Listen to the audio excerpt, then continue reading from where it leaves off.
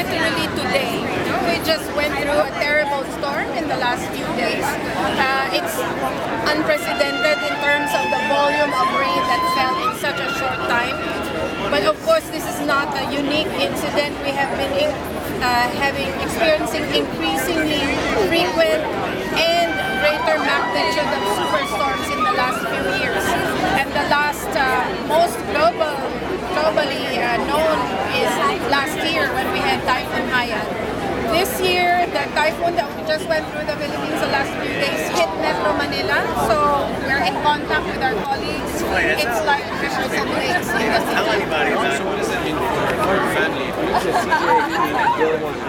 Well, for many families, it means loss of homes, not just for a few days, but for many permanently. So their homes have to be restored. Typhoon Haiyan took more than 10,000 lives. It has destroyed livelihoods of more than 1 million people, and it will be difficult to regain those livelihoods in a short time.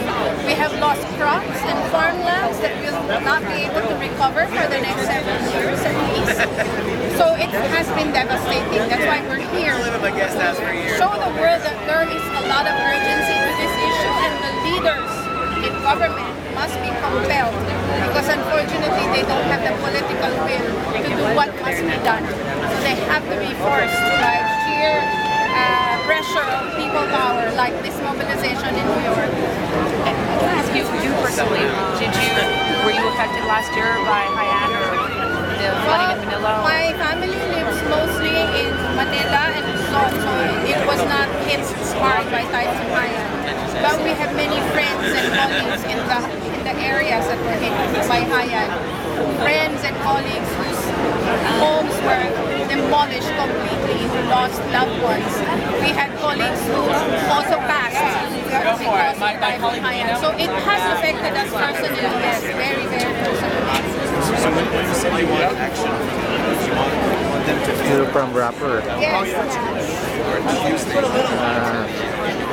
Say ayan for the Well, Philippines. as I say mean, this, I don't have much illusion it will happen. But what they can do immediately is to ban all dirty energy projects, new dirty energy projects. There should not be any further expansion of the fossil global fuels. campaign to demand They have climate no justice and excuse that jubilee they cannot do that. Asia It's not Pacific like it's Philippine not movement for cannot climate be done justice. overnight. They can issue, all of the governments can issue a decision not to have any further expansion of the fossil fuel industry. At the very least, they should do that, and then it should be followed by other actions. If nothing happens, what will happen to the Philippines? If nothing happens, we will surely lose many islands.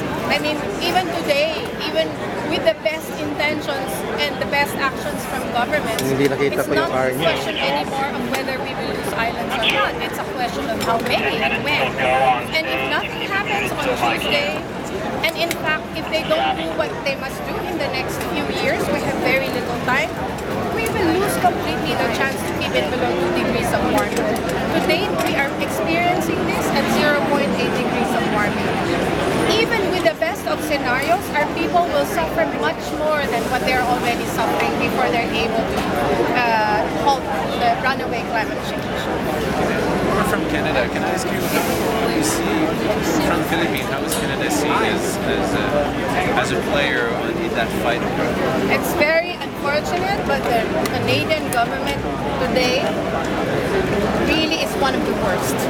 Yeah? Because it has not taken this issue seriously. It has refused to comply with its obligations under the Kyoto Protocol. It has in fact turned away from the Kyoto Protocol as one of the governments that committed to that.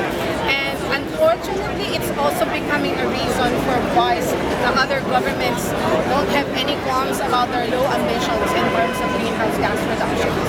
So we are hoping that things will change in Canada and that the Canadian citizens will, rally against the government to get them to do what they must do. How about the U.S.? Do you see them as also a bad guy? Yes, the U.S. is one of the worst, if not the worst, historically and at present. Even with Obama's nice words about leading on the climate issue, we do not see it. They don't even acknowledge the debt that they owe to our people, to many countries in the world. So extent that they acknowledge ownership of their responsibility to the problem, and they don't. So we can't be fooled by all these promises, even by President Obama. Can I ask you, what you just hit on is something that I think maybe people don't understand. So people see what's happening in the Philippines, and can you explain that it's people might not understand that what's happening in the Philippines is a result of something that's happening thousands of miles away. Can you explain that? Well, how much your country is suffering? Global warming is caused by greenhouse gas emissions, not just yesterday or last year or 2 years ago. It has been caused by 100 years of fast increasing greenhouse gas emissions and excessive use of energy. If we were to count per capita who was responsible for this, our people are the least responsible for this. In fact, many of the world's poor in all countries are least responsible for this. So those who are responsible, the elites, the corporations who have been consuming this energy and producing these greenhouse gas emissions, owe us for the impacts that this climate has caused us, and owe us the solution, which is for the radical cutback of their energy consumption and a change in the system that we have right now. So we're here to claim on that debt. They have to pay that debt. We're not here to beg for their help. They have to pay up. They owe us what is happening to us right now. Have you lost anybody personally? Sorry, I just have to ask. I'm not sure. Not loved ones, but colleagues. Yes. And yeah, and for people to understand the extent of the impact, it's not just dying from the floods or the storm surge.